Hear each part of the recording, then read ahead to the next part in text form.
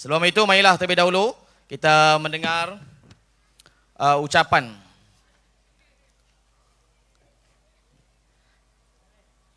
yang akan disampaikan oleh Pesuruhjaya PAS Negeri Perlis Yang Berhormat Cikgu Muhammad Syukri bin Ramli. Dipersilakan, Cikgu.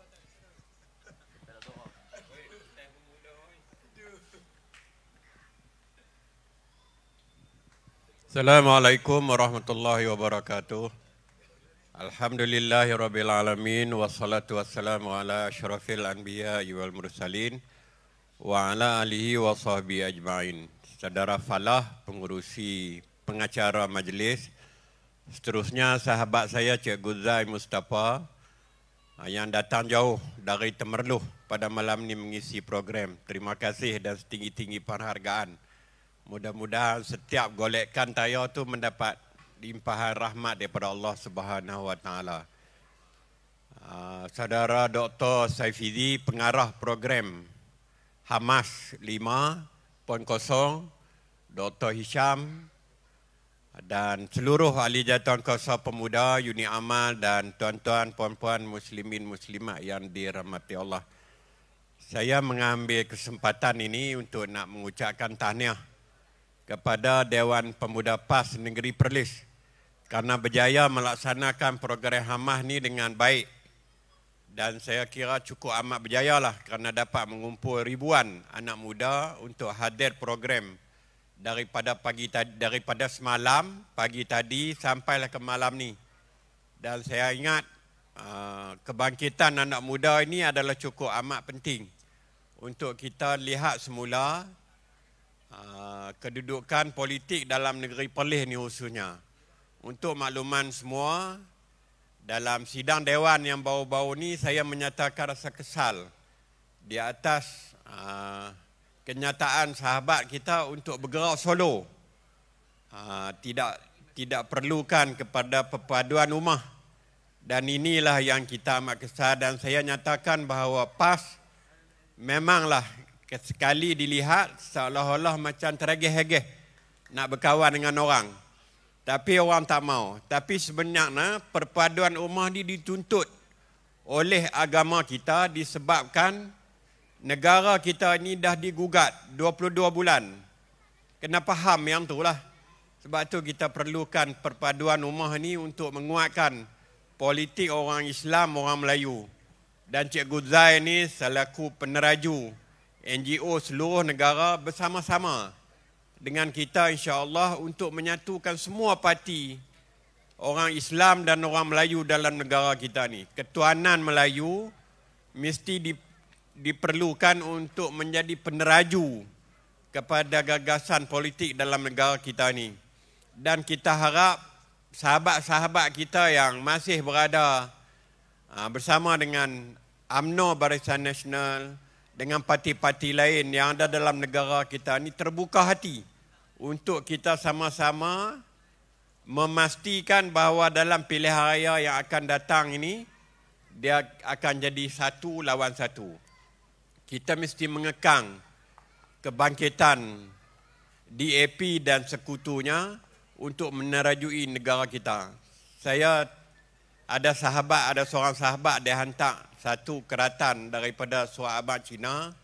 Lin Guaim membuat kenyataan bahawa undi Melayu akan pecah tiga. Dan peluang untuk Pakatan Harapan ni memerintah Malaysia cukup amat luas. Dan ini sepatutnya kita rasa bimbang. Kesemua pihak perlu rasa bimbang dan sama-sama kita berlapang dada melupakan peristiwa yang lalu, walaupun kalau nak dikirakan dendam kesumat dia tak sampai bila pun tak habis, dan generasi anak-anak kita di masa depan akan tergugat dengan kesombongan yang ada pada kita ni. Dan kita harap kembalilah ke pangkal jalan, marilah kita bersatu padu, dan langkah yang diambil oleh Dewan Pemuda ini untuk memastikan anak-anak muda bersama dengan parti-parti Melayu Islam khususnya PAS dan juga parti-parti lain untuk kita pastikan bahawa orang Melayu, orang Islam akan dapat menerajui negara kita ini dengan lebih baik lagi insya-Allah.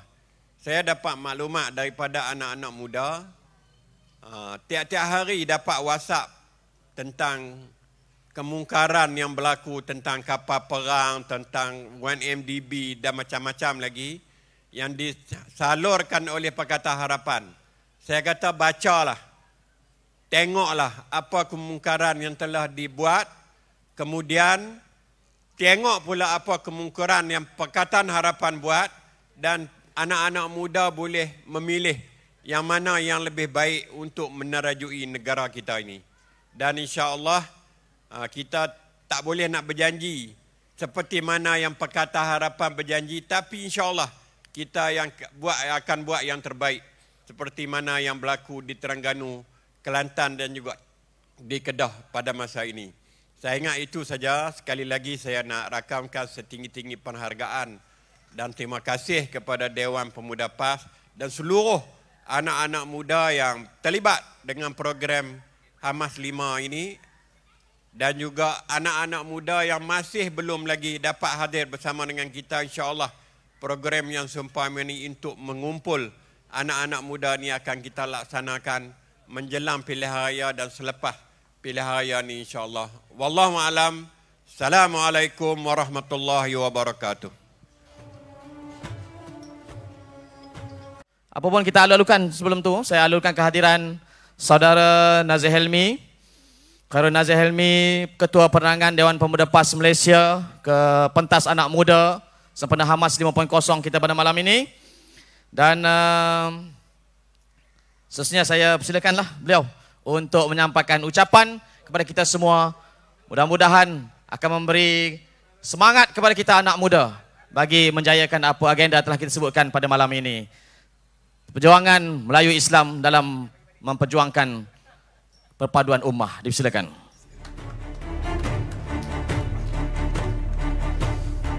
Auzubillahi minasyaitonirrajim. Bismillahirrahmanirrahim. Assalamualaikum warahmatullahi wabarakatuh. Alhamdulillah. Alhamdulillah thumma alhamdulillah. Yang saya muliakan Tuan Pengerusi Majlis, seluruh staf kepimpinan di peringkat Badan Perhubungan PAS Negeri Perlis, Ketua Pemuda dan juga seluruh staf kepimpinan Dewan Pemuda PAS kawasan Negeri Perlis. Tu dia. Hadirin hadirat yang dirahmati Allah sekalian. Baik. Saya dapat tajuk himpunan anak muda. So pakaian anak muda sikitlah. Boleh Pakailah jaket sikit, pakailah kasut macam anak muda sikit. Baik. Saya nak ambil peluang malam ni nak bercerita. Bila sebut tentang anak muda, apa yang kita tahu? Apa yang kita kena tanam dalam minda anak muda? Dekat Selangor, ada satu tempat ni. Dia dekat belakang Zoo Negara. Lupa nama tempat. Gemencir. Apa? Gemencir? Lebih kurang macam tu lah bunyi dia. Okey? Baik. Dekat Ampang, Zoo Negara ni dekat Ampang. Ampang ni terkenal dengan banyak warga negara Korea duduk situ. Okey? Baik.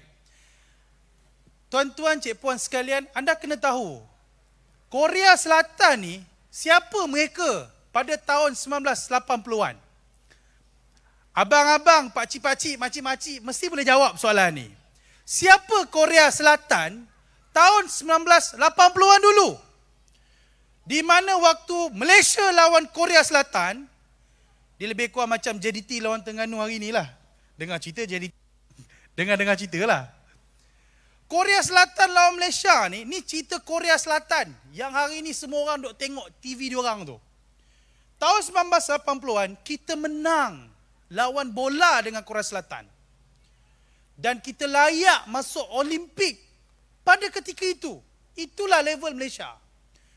Mata wang kita dengan Korea Selatan 2-3 kali ganda lebih tinggi daripada Korea Selatan.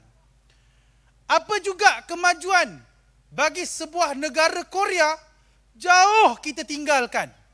Itulah Malaysia dan juga Korea Selatan satu ketika dulu. Anda difahamkan pada tahun 1980-an, 70-an, dekat bandar Seoul tu sendiri, masih lagi orang guna kenderaan naik keldai. Itulah Korea dulu. Okay? Nak cerita jauhnya kita tinggalkan mereka pada satu ketika. Tapi saya nak tanya kepada anda semua. mana Korea, mana kita? Kalau kita fikir dalam-dalam, betul tak? Lagi-lagi yang kakak-kakak ni. Siapa yang tak pernah tengok cerita Korea? Kalau dah tengok tu macam kena rasuk masing-masing. Mata tak berkelip. Nak cerita daripada sudut perfilman, bola sepak mereka pernah masuk qualify top 3 World Cup. Pernah jadi tuan rumah World Cup. Mata wang mereka lebih tinggi. Tuan-tuan, dalam rumah anda, siapa yang tak ada barang-barang Korea Selatan? Daripada Samsungnya, LG-nya. Tuan-tuan, inilah negara yang pernah mendahului kita jauh. Sekitar 40 tahun lepas. Tak lama pun. Tapi itulah kedudukannya. Saya sambung balik cerita pasal zoo negara tadi. Sekitar tahun 1990, 1995 lebih kurang begitulah. Saya ada seorang bos. Dia kerja dekat satu syarikat Jepun. Waktu tu dia berjalan dengan keluarga dia pergi ke kawasan belakang zoo negara tu, ada satu kawasan. Dia nampak ada budak-budak kecil. Sekitar macam adik-adik tahfiz kita ni. Cuba semua tengok adik-adik tahfiz kita tu. Kecil ke besar? Okay, besar jugalah. Umur sekitar darjah 6, darjah 5. Main apa? Main softball. Softball tu macam baseball. Okey? Orang Malaysia, dia tak main softball. Betul tak? Orang Malaysia tak main softball. Dia main bola. Tu pun kalah. Betul tak? Main badminton. Tapi bila nampak ada budak-budak, baya-baya darjah 5, darjah 6 ni main softball, bos saya ni terfikir, siapa dia orang ni? Pergi jumpa jurulatih, sembang-sembang punya sembang. Rupanya budak-budak ini adalah budak-budak daripada Korea Selatan yang sedang belajar di Malaysia, dihantar oleh kerajaan Korea ketika itu. Dia tanya lagi, budak-budak ni macam mana projectionnya? Diorang ni nak pergi ke mana? Kenapa diorang ada kat Malaysia ni? Tuan-tuan, cik puan sekalian, dia bercerita kepada bos saya ni, budak-budak ni bukan hanya ada di Malaysia sahaja. Mereka ada di serata dunia. Siapa mereka? Inilah bakal-bakal pemimpin yang sedang dibentuk oleh kerajaan Korea ketika itu. Mana kata apa? Budak-budak ini sedang ditanamkan dengan satu minda. Bila mereka besar, mereka akan memimpin negara. Soalannya, cik puan tuan-tuan, cuba tengok anak muda yang ada kat sekeliling kita ni. Pertama, cuba tengok anak muda yang sedang ada dekat negara kita. Kedua, ketiga, cuba tengok anak-anak muda yang sedang berada di jalanan. Kalaulah kita lihat, inilah pemuda yang ada, boleh bayangkan tak bagaimana Malaysia satu hari nanti? Apa khabar semua? Okay? Boleh bayangkan tak, kalaulah anak-anak muda yang sedang kita lihat sekarang ini, berserbanya, main dengan cerita yang menang tu bola, betul yang bola. Cara berfikirnya, mereka inilah yang bakal menjadi pemimpin kita satu hari nanti. Boleh jadi, saya sedang bercakap dengan adik-adik kat ujung sana tu, bakal mufti polis. Contoh. Boleh jadi. Boleh jadi, abang-abang, ayah-ayah yang sedang ada anak kat sebelahnya, bakal adun kat polis. Boleh jadi. Dan lebih mengejutkan, boleh jadi anak yang sedang anda tatang itu tuan-tuan, bakal menteri besar polis. Lebih dahsyat, mungkin bakal Perdana Menteri. Inilah anak muda yang sedang kita bentuk. Maka, kita duduk dalam PAS sebagai sebuah parti politik. Sebagai parti yang duduk dalam kerajaan, kita nak melihat satu generasi yang boleh membina negara dengan baik. Apatah lagi kita bercakap dengan sebuah negeri yang mempunyai banyak hasil. Tuan-tuan, cik puan sekalian, kalaulah kita tengok sekarang ni, apa masalah besar dalam negara kita? Cuba tanya dekat isteri sebelah tu. Abang, apa masalah besar negara kita? Cuba tanya. Tuan-tuan, tidak dinafikan oleh mana pihak. Masalah besar dalam negara kita ni adalah rasuah, ketirisan, salah guna kuasa. Inilah masalah yang sentiasa timbul hari demi hari, dikorek daripada masa ke semasa. Kita tolak tepilah sekejap bercerita tentang parti mana paling rasuah. Apa khabar semua? Kita tolak tepi sekejap lah. Siapakah manusia yang sedang dihukum dengan kes salah laku rasuah paling besar dalam sejarah negara? Tolak tepi sekejap. Kita jangan cerita itu dulu. Tapi mari kita cerita fakta.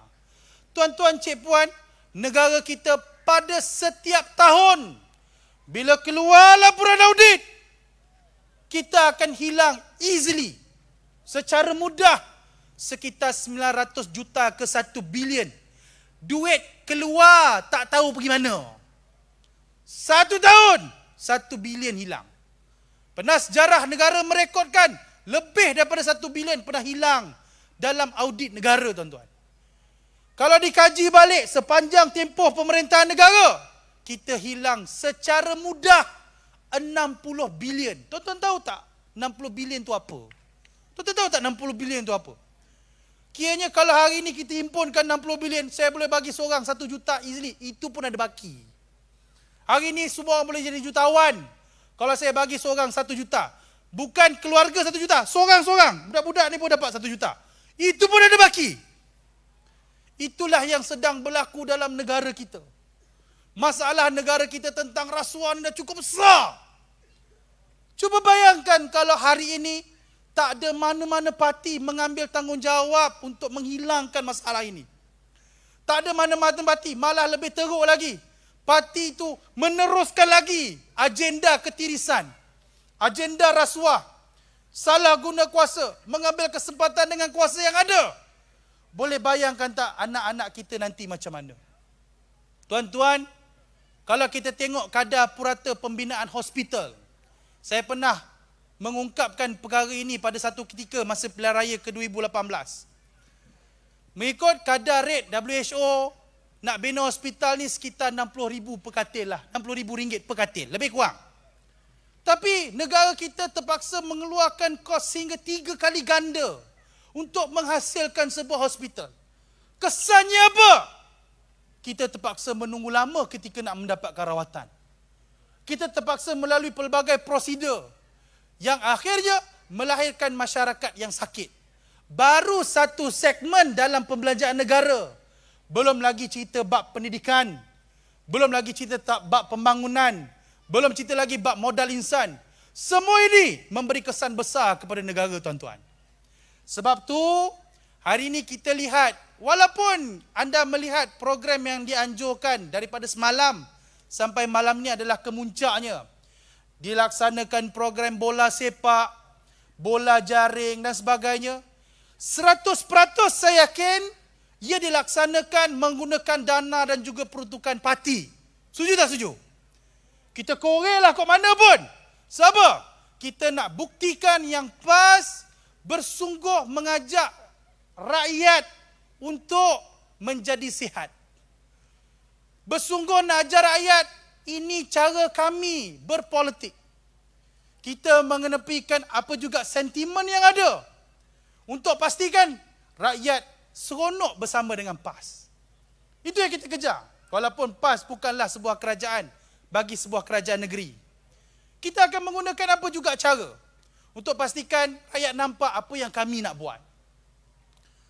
Hari ini, dalam tempoh semalam sampai hari ini, kecoh. Ada satu parti, DAPPH. Saya sebutlah terang-terang kat sini. Siapa suruh panggil, betul tak? Kita cakap je lah, betul tak kan? Menyerang bertubi-tubi seorang batang tubuh, seorang orang tua, seorang ulama berkenaan tentang fitnah yang pernah disebut pada tahun 2018. 90 juta. Tuan-tuan, kadang-kadang bukan kita nak layan sangat benda ni. Tapi sebab ianya fitnah yang menyebabkan satu kerugian kepada rakyat apabila terpaksa melayan sentimen-sentimen ini. Rakyat dihidangkan dengan sentimen-sentimen begini. Terpaksa buang masa untuk bercerita pada benda yang kita tak tahu betul ataupun tidak.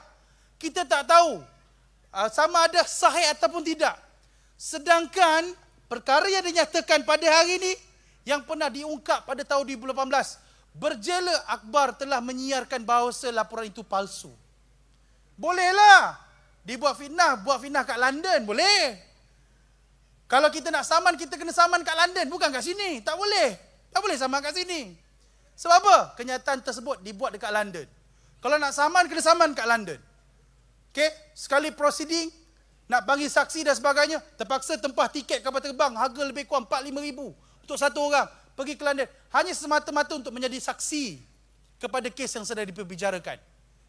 Tiba-tiba bila kes itu ditarik, atas dasar ketidakmampuan untuk kita menanggung kos, dia kata, betul lah fitnah ni betul.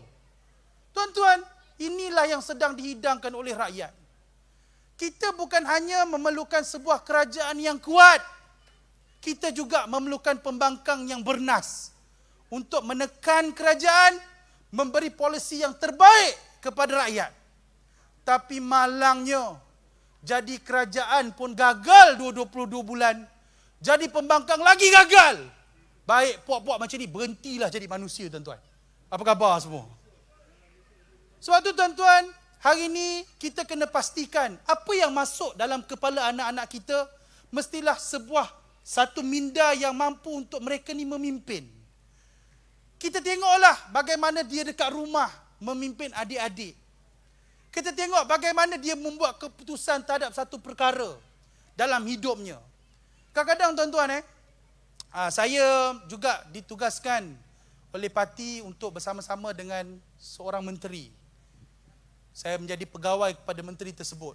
Menteri paling panas dalam dunia, tuan-tuan. Menteri Agama. Yang dikatakan menteri 7 petala langit, tuan-tuan. Semua isu dia kena jawab. Orang lain punya live mengaku bapa dia buat macam-macam, Menteri Agama tu juga kena jawab. Sedangkan luar daripada konteks bidang kuasa dia, dia kena jawab. Aksiden tengah-tengah jalan, menteri itu juga kena jawab. Baik? Tuan-tuan, dalam sebulan 2 ni kita disesakkan dada dengan pelbagai program hiburan yang kita rasa benda ni tak bawa apa-apa manfaat pun pada rakyat. Daripada konsep Billie Eilish. Billie Eilish ni adalah seorang wanita yang agak popular di US. Dia bermula sebagai seorang YouTuber sehingga meletup menjadi seorang penyanyi yang sangat besar. Wanita ini memperjuangkan LGBT. Memperjuangkan konsep lesbian. Diberi ruang untuk berpentas di atas negara kita. Tuan-tuan tahu tak, tiket paling murah berapa ringgit? 300. Tuan-tuan, 300. Dan konsert-konsert seumpama ini sedang ada dalam senarai yang cukup panjang dalam negara kita. Perlu saya terangkan, inilah yang sedang dihidangkan kepada anak muda. Adakah anak muda kita bersalah? Adakah anak muda kita bersalah, tuan-tuan? Saya nak tanya kepada anda. Bersalahkah mereka untuk pergi ke konsert-konsert begini? Bersalahkah mereka? Nak buat macam mana? Itu yang dihidangkan. Suatu tuan-tuan, kita sesak dada berhadapan dengan perkara-perkara seumpama ini. Seolah-olah kita tak tahu nak bimbing anak muda kita ni pergi ke mana. Yang penting, dia seronok, dia bergembira, suruhlah undi parti yang boleh teruskan keseronokan dan kegembiraan yang lara begini. Sebab tu tuan-tuan, cik puan sekalian, PAS duduk di tengah-tengah dalam perjuangan politik, bukan hanya nak mengajak rakyat Malaysia untuk sentiasa berhibur tanpa panduan, tapi kita perlukan panduan yang lebih jelas. Apabila ditanyakan kepada Menteri Agama tentang apakah pendirian beliau sebagai salah seorang menteri di kabinet, walaupun kita duduk dalam kerajaan, kita memberi satu loyalty kepada Perdana Menteri, duduk sebagai salah seorang ahli kabinet, kita tidak akan membiarkan nahi mungkar ini berjalan macam biasa. Kita menentang dan kita menentang mengikut kadar kemampuan kuasa yang kita ada. Sekurang-kurangnya kita menentang. Dan inilah PAS, dan inilah jaminan yang akan diberikan sekiranya mandat diberikan secara terus pada pilihan raya yang akan datang. Satu, cik puan, tuan-tuan sekalian, anak muda yang ada kat depan saya ni, bila nanti tiba kehangatan bahang pilihan raya yang akan berlangsung, ini peranan kita.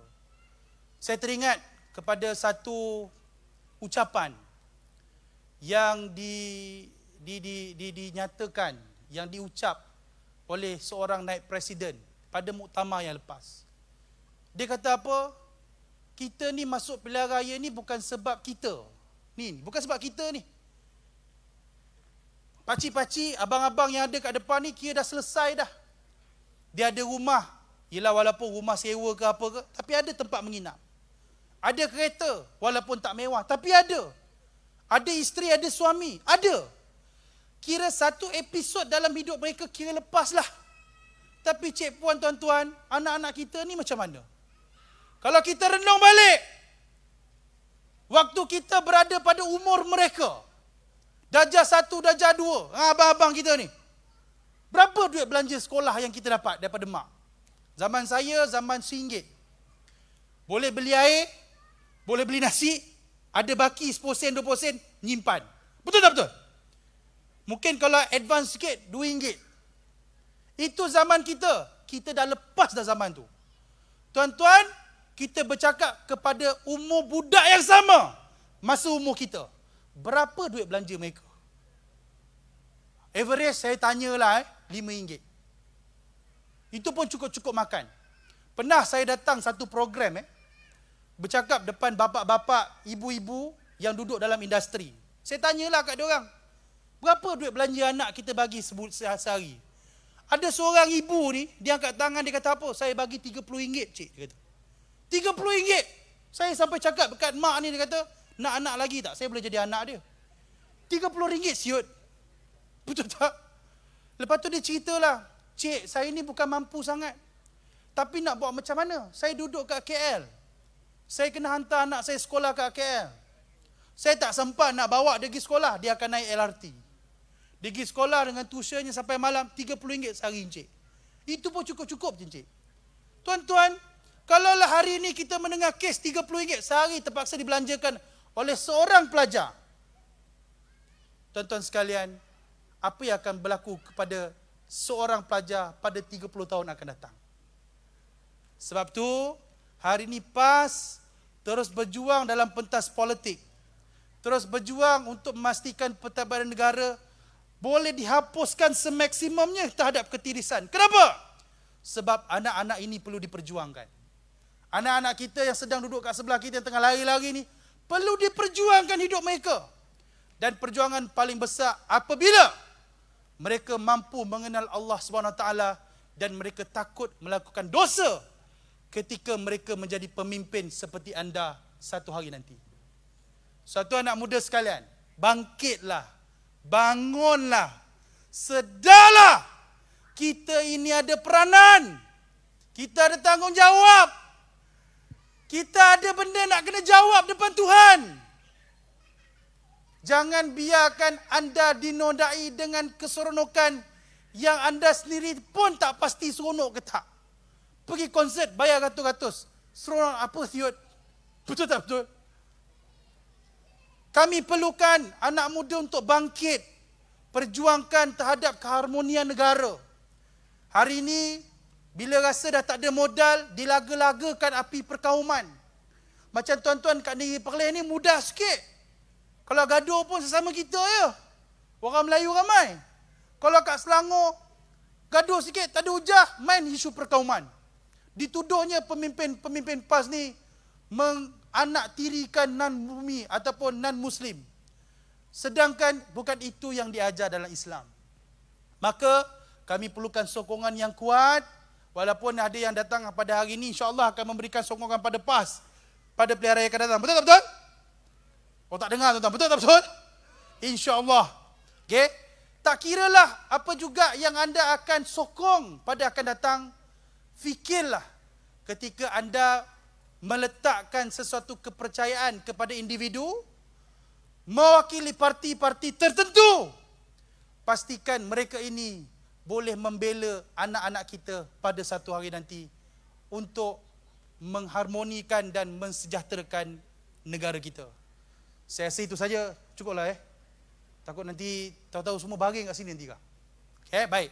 Tuan-tuan, sebagai pesanan terakhir, saya doakan himpunan pada malam ini, Allah berkati, Allah memberi kemudahan kepada kita semua, dan jangan terkejut, mungkin asbab kita berkumpul pada malam ini, kita mengenal sebuah perjuangan, kita mengenal sebuah perjalanan untuk memartabatkan agama dalam negara kita. Mungkin malam ini menjadi punca. So saya harapkan kalau malam inilah puncanya, saya mendoakan antara kalian yang ada dalam ini, pertama sekali mungkin akan dapat bertemu dengan pemimpin paling besar dalam dunia, yaitu Nabi Muhammad sallallahu alaihi wasallam di akhirat kelak. Yang lebih mengujakan, kita harapkan di kalangan kalian yang ada kat sini mampu memimpin negara satu hari nanti. Tak kiralah amanah apa juga yang diberikan kepada anda, mampu mengajak orang untuk bertemu juga dengan Nabi kita Muhammad sallallahu alaihi wasallam. Aku qauli hadza wa astaghfirullahalazim lakum. Assalamualaikum warahmatullahi wabarakatuh. Takbir. Kita akan mendengar ucapan terakhir, ucapan kemuncak pentas anak muda. Dengan itu, tanpa buang masa, saya jemput dan persilakan tamu jemputan kita yang bahagia, Cikgu Muhammad Zain Mustafa, pengurusi Gerakan Pembela Ummah NGO Ummah, untuk menyampaikan ucapannya. Dipersilakan.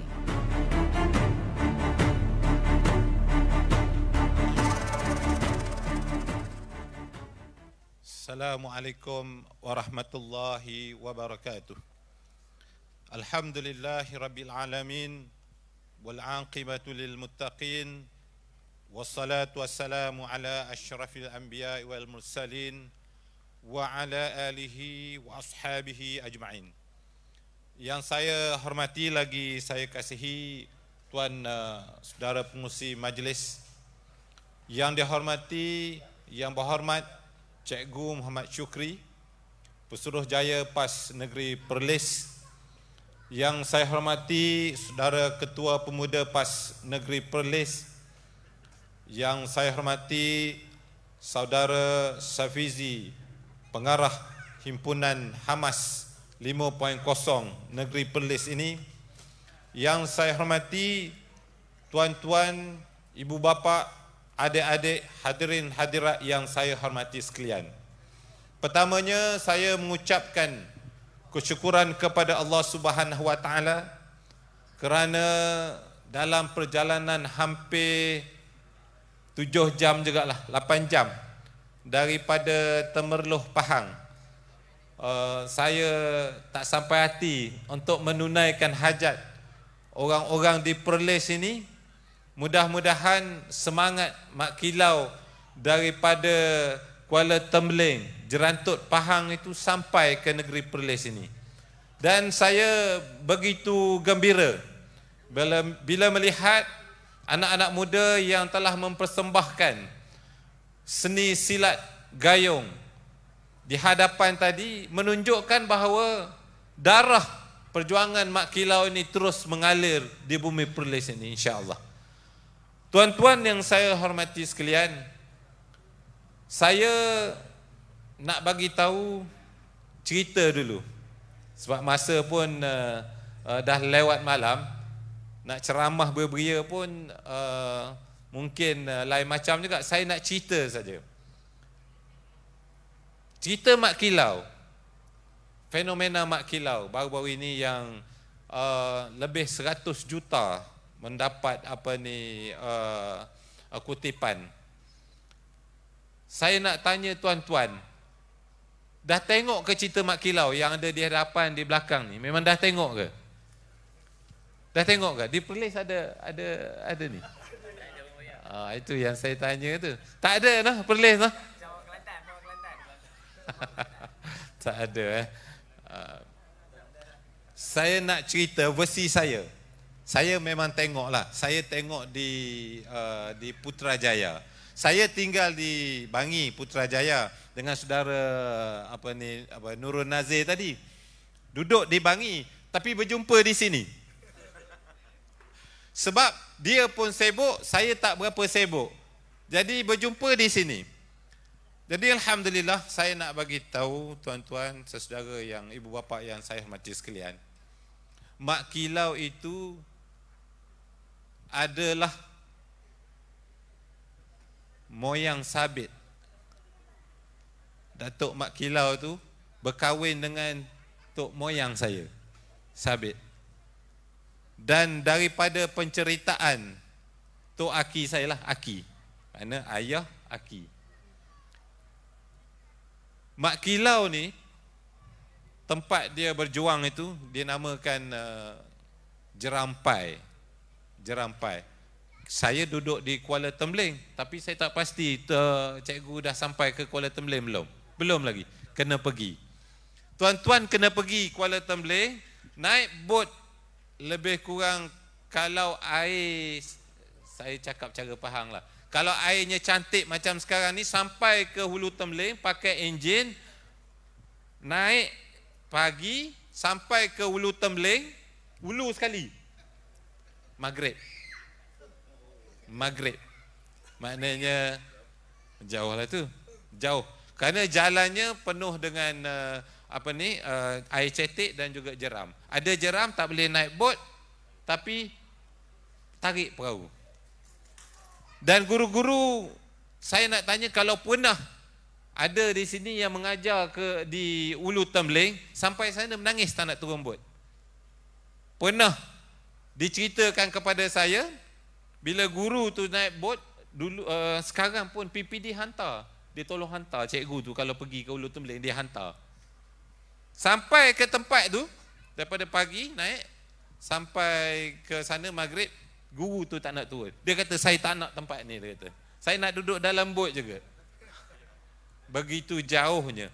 Tapi dulu Mak Kilau, dia bergerak daripada kampung di Pulau Tawar dengan perahu sampan, di depan pakai galah, di belakang pakai kayu. Sebab dia daripada kampung dia sampai kampung kami, kampung Tok Aki saya, sampai ke Hulu Tembeling, dia ambil masa 2 hari bergalah. Kemudian dia lintas pergi ke Terengganu. Dan daripada Terengganu dia pergi sampai ke Kelantan, sampai ke begitulah hebatnya dulu perjuangan Mak Kilau yang saya dengar cerita daripada Tok Aki saya. Tuan-tuan yang dihormati sekalian, mengapa Mak Kilau begitu kuat? Mengapa Mak Kilau begitu teguh semangat perjuangannya? Kerana pada waktu itu dia melihat bahawa orang putih,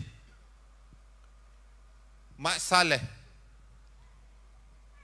merupakan orang luar yang cuba campur tangan dalam negeri Pahang pada waktu itu. Oleh sebab itu, mereka melakukan penentangan kepada orang putih, kepada Mak Saleh ini. Dan sehinggalah pada waktu itu, siapa yang menentang orang putih, siapa yang menentang penjajah pada waktu itu, digelar sebagai penderhaka. Pada waktu itu, digelar sebagai penderhaka, penentang, orang yang ekstrim.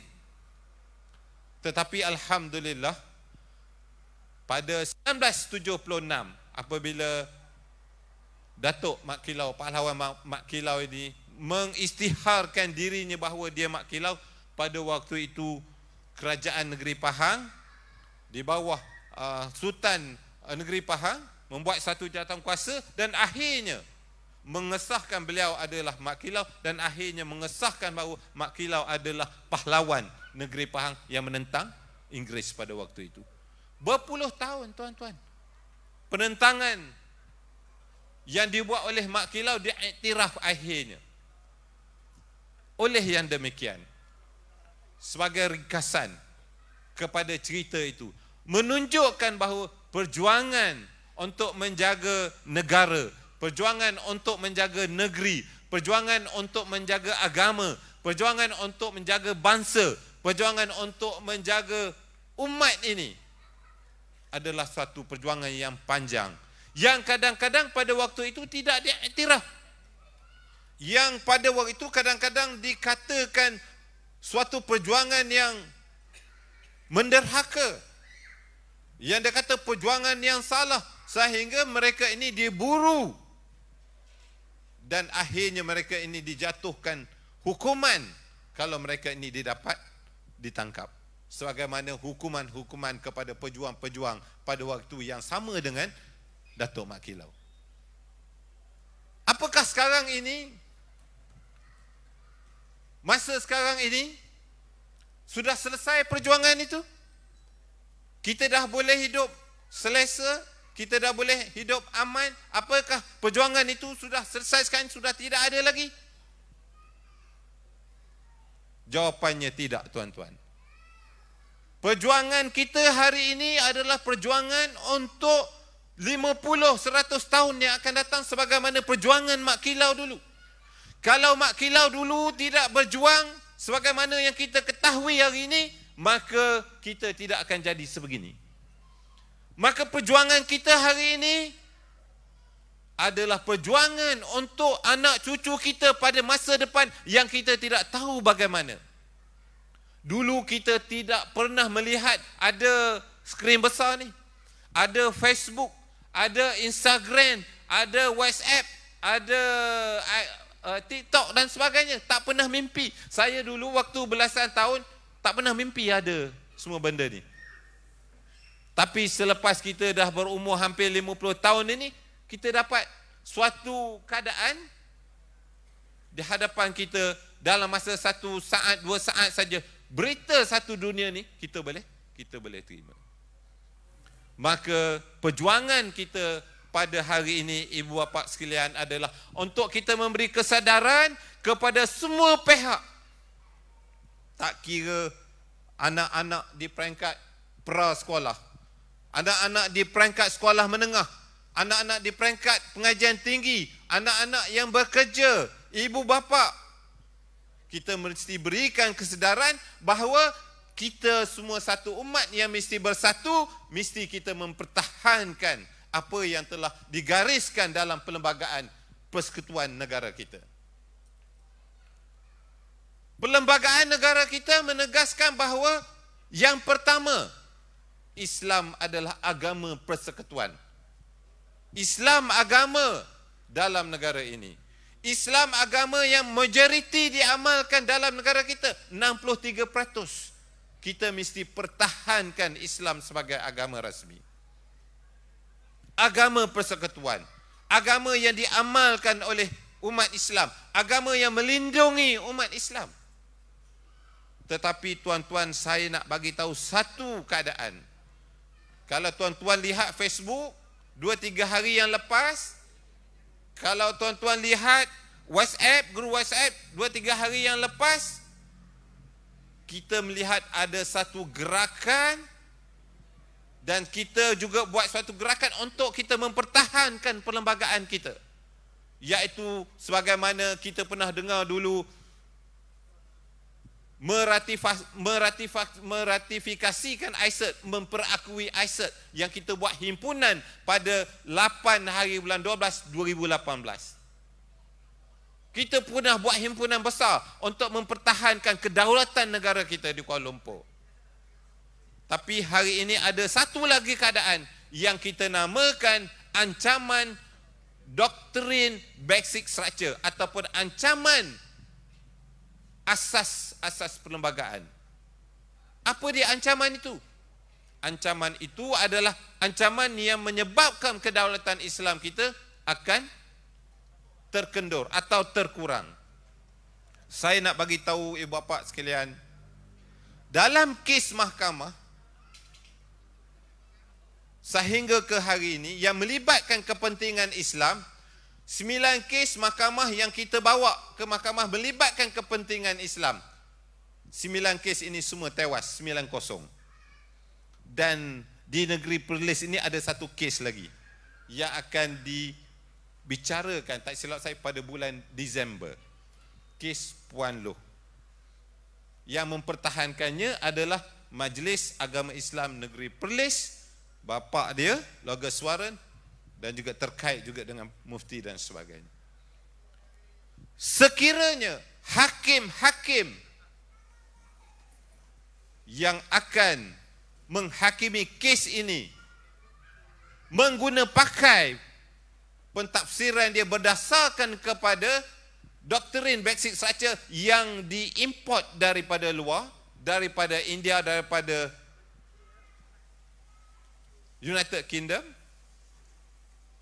maka kes ini juga akan tewas. Sebagaimana Natrah dulu kita tewas. selepas kes Nasrah, ada lagi kes-kes, akhirnya Indira Gandhi pun tewas, dan sekarang pun bulan Disember kita akan tewas. Maka oleh sebab itu, kita kena pertahankan umat Islam, kita kena pertahankan ini.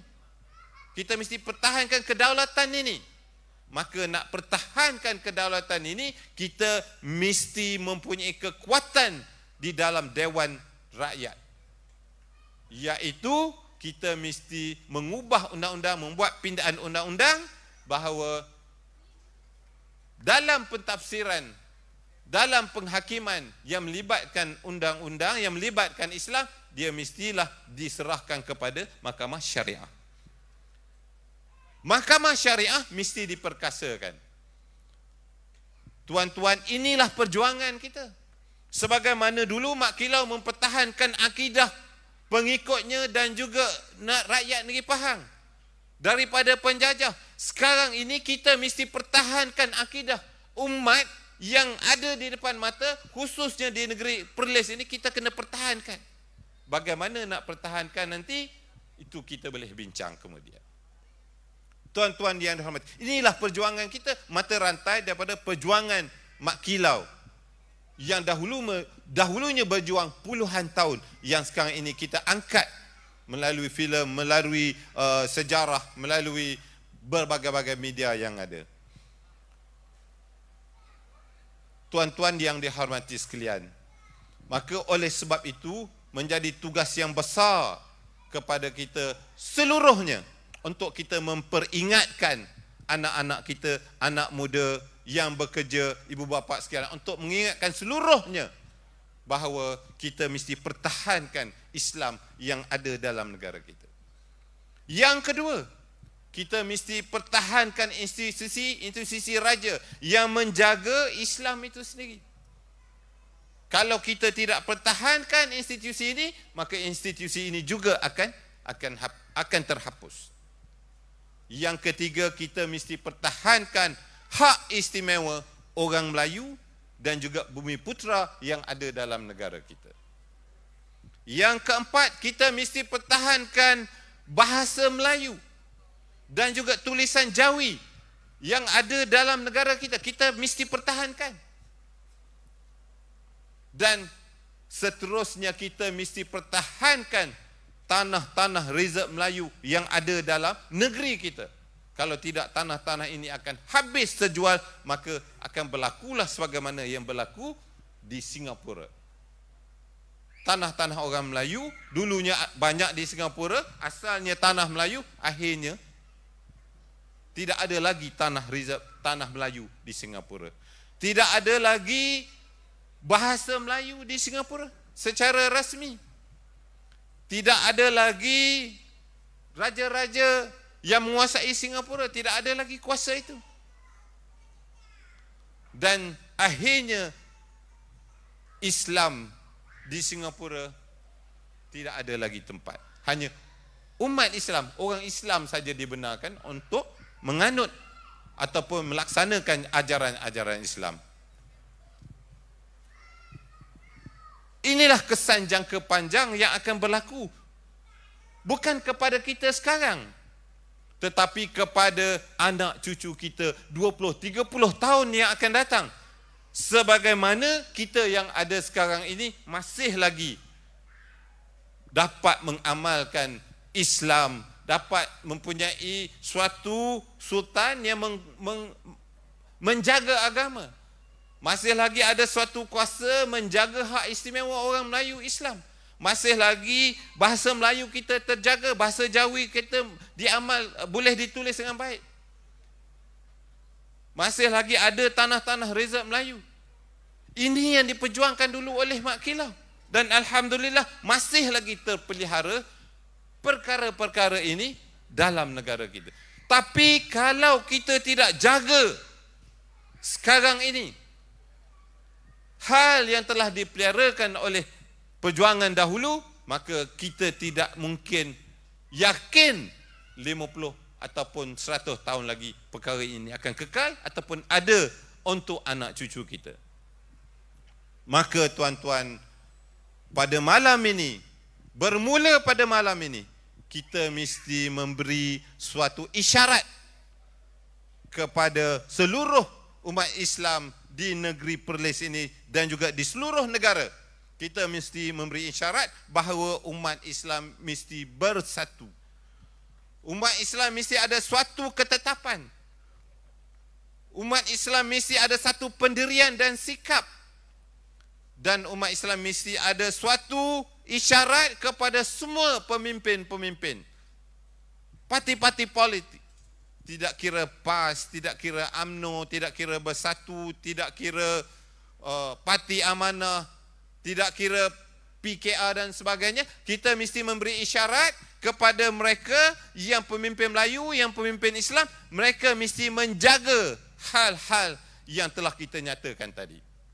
Sekarang ini pemimpin Melayu dan Islam ada di parlimen 140 ahli parlimen. Melayu dan Islam daripada 222 ahli parlimen.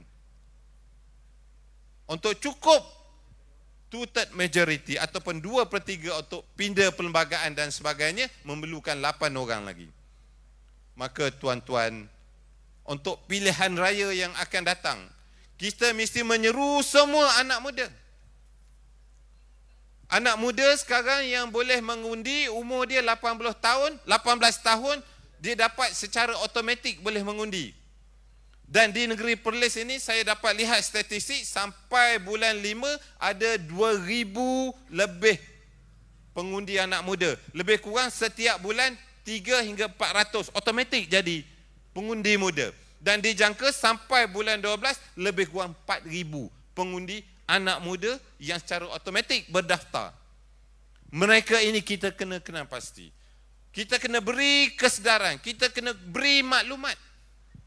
Pilihlah pemimpin yang boleh menjaga agama, boleh menjaga bangsa, boleh menjaga negara. Dan kalau kita lihat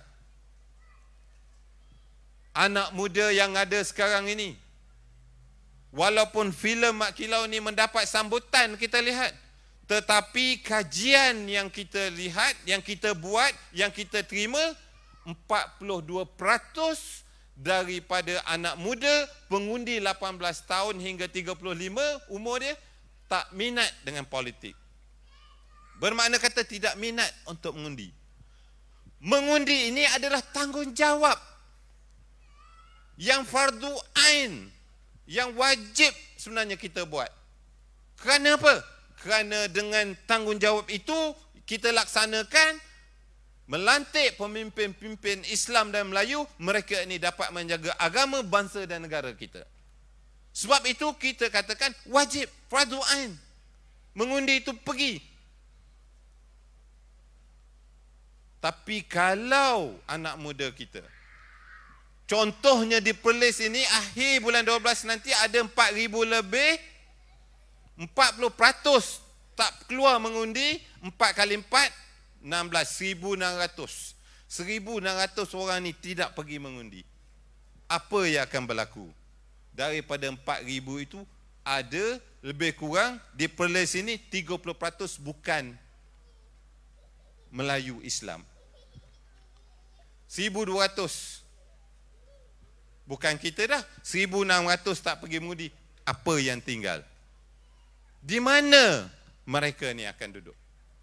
Maka menjadi tugas dan tanggungjawab kita, ibu bapa, untuk memberi nasihat, untuk memberi maklumat, untuk menggalakkan mereka kesedaran supaya tanggungjawab kepada negara ini mesti kita laksanakan. Sekali saja dalam 5 tahun. Sekali saja tugas kita dalam 5 tahun. Tapi sekali dalam 5 tahun ini akan menentukan masa depan negara 5 tahun yang akan datang. Tapi kalaulah sekali, 2 kali, 3 kali mereka tidak terlibat, bermakna 15 tahun mereka gagal dalam menunaikan tanggungjawab mereka kepada negara, maka rugilah kita sebagai umat Islam, umat Melayu dalam negara kita, rugilah kita. Kerana kita tidak dapat melaksanakan tanggungjawab yang besar kepada negeri dan juga negara kita. Jadi tuan-tuan yang saya hormati sekalian, semangat Mak Kilau, semangat yang diperjuangkan oleh Mak Kilau, pengorbanan yang dibuat oleh Mak Kilau mesti dapat meresap kepada tubuh darah anak-anak muda yang ada di negeri Perlis ini.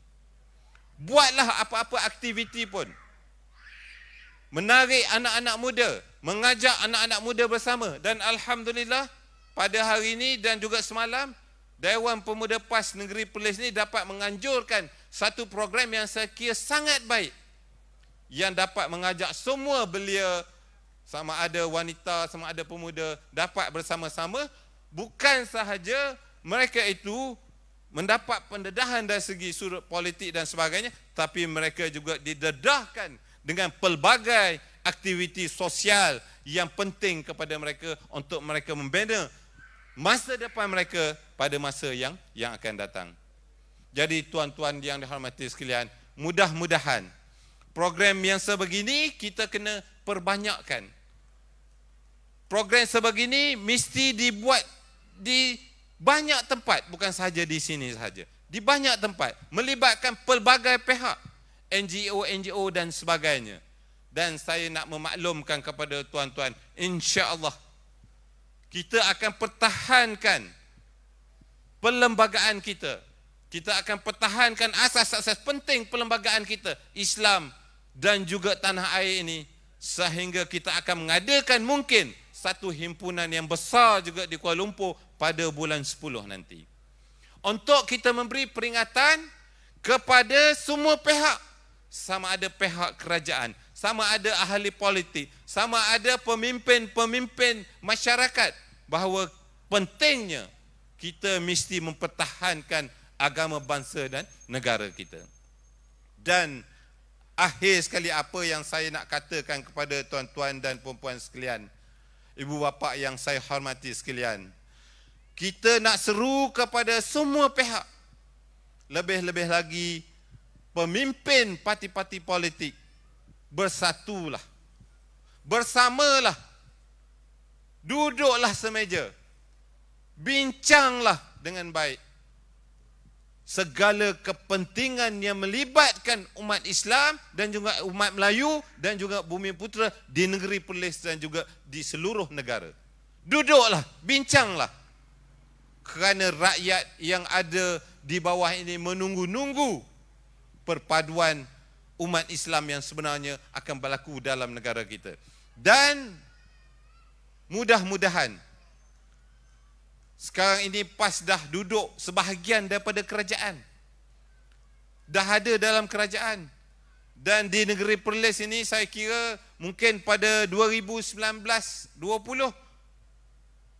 hubungan baik dengan kerajaan pun ada, dah dapat bincang masalah rakyat dan sebagainya.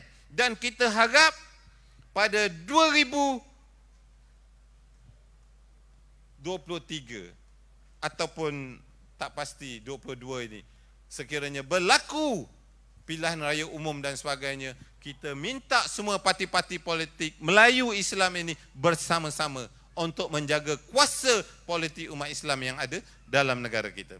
Kita mahu PAS di Perlis ini ada dalam kerajaan, bersama-sama melihat program-program yang prihatin kepada rakyat.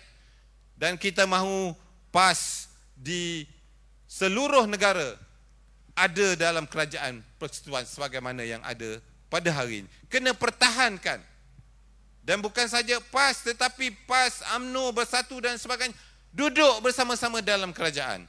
Kita di peringkat NGO akan menyokong semua parti-parti politik, tidak kira parti politik mana, Melayu dan Islam, sekiranya mereka itu menjaga asas-asas penting dalam perlembagaan kita, iaitu Islam, Melayu, bangsa Melayu, hak istimewa dan sebagainya, kita minta rakyat sokong. Kita minta rakyat beri sokongan. Kerana ini penting kepada masa depan negara kita untuk 20-30 tahun yang akan datang. Perjuangan kita sekarang ini sebegitu. Dulu Mak Kilau terpaksa berjuang daripada satu tempat ke satu tempat, lari dan sebagainya. Tapi perjuangan kita sekarang ini perjuangan yang berada di hadapan mata kita. Dan insya-Allah perjuangan kita sekarang duduk di jari-jari kita. Duduk di FB, duduk di Instagram, duduk di TikTok dan sebagainya. kita salurkan, berikan maklumat itu dengan sebaiknya, mudah-mudahan insya-Allah negara kita, negeri Perlis ini berada dalam suatu keadaan pentadbiran yang akan meletakkan Islam, Melayu dan juga perkara-perkara penting yang lain sebagai asas penting dalam pentadbiran negara. Jadi saya kira itulah sedikit sebanyak yang dapat saya sampaikan. Mudah-mudahan program pada malam ini memberikan manfaat kepada kita semua, dan sekali lagi saya ucapkan terima kasih kepada jawatan kuasa penganjur pada malam ini yang menjemput saya datang. Mudah-mudahan insya-Allah sedikit sebanyak apa yang saya sampaikan ini memberikan manfaat kepada tuan-tuan yang saya hormati sekalian. Sekian, saya minta ampun dan maaf sekiranya ada perkara-perkara yang terlanjur, dan yang baik itu daripada Allah Subhanahu Wa Taala. Sekian, wassalamualaikum warahmatullahi wabarakatuh.